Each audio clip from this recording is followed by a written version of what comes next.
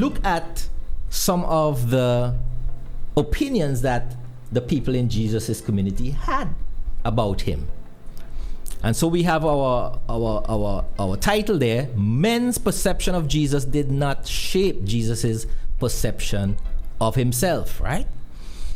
So here we have, you are a Samaritan and have a demon.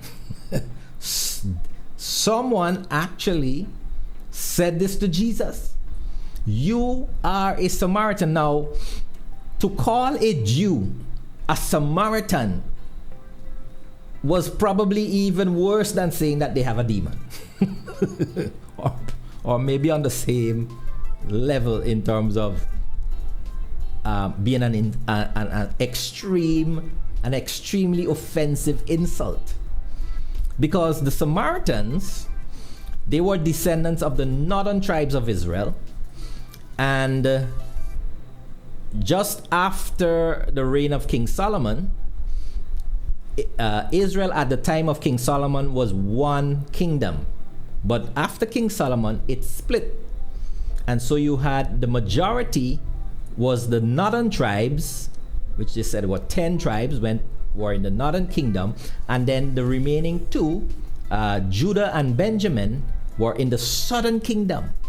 Now, because the temple was located in Jerusalem in the southern kingdom, and the southern kingdom and the northern kingdom were constantly at war, then the king of the northern kingdom, he made an alternate religion which was based on the Torah, but without having to go to the temple at Jerusalem.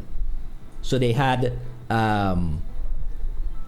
substitute feast days and substitute festivals and ceremonies and so on, which they could practice. I can't remember where it was located in the northern kingdom, but they could go to that central location in the northern kingdom and worship there, similar to how the Jews would go to Jerusalem at the temple of Jerusalem and worship there.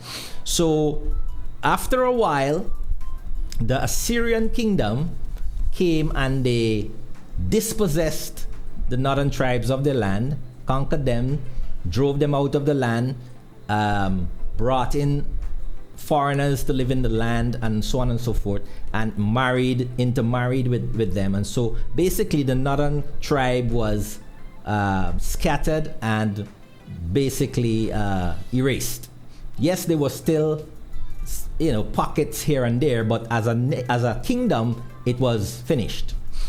So in the time of Christ, to call a Jew a Samaritan was saying, look, you are a heretic. You have a false religion, right? And even the Jewish identity was an ethno-religious one. In other words, it's based both on ethnicity as well as religious belief. So in terms of the Jewish religion, in terms of the religion that came under the Mosaic covenant, to be considered one of God's people, you had to be born of one of the 12 tribes, right? And since the 10 had been dispossessed and had been cast off, so to speak, then just Judah and Benjamin remained. Okay, so which was viewed as, well, Judah and Benjamin were the true tribes, the true people of God. And even the Benjaminites were now all called Jews because they lived in the land of Judah. But anyway, the point of the matter is that to call Jesus a Samaritan was saying you are not a true child of God. You're not one of the true people of God, and you're also a heretic. All right, based on what their perception of what Jesus was teaching.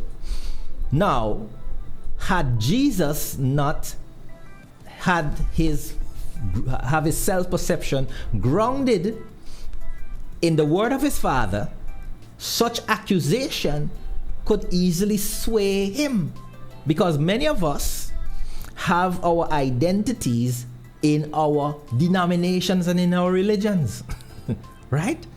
And when somebody makes that sort of attack on our belief system, it rattles us. It gets us upset. We become defensive. We want to react, right? Because they have touched a nerve. But if, as Christ, we understand that when a person says such things, they are actually arguing with God.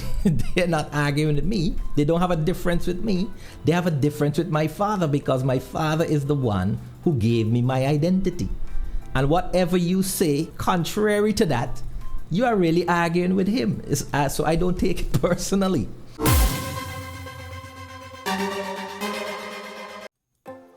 Get the full sessions of the New Cosmos Masterclass over at newcosmos.us/masterclass or click on the link in the description below.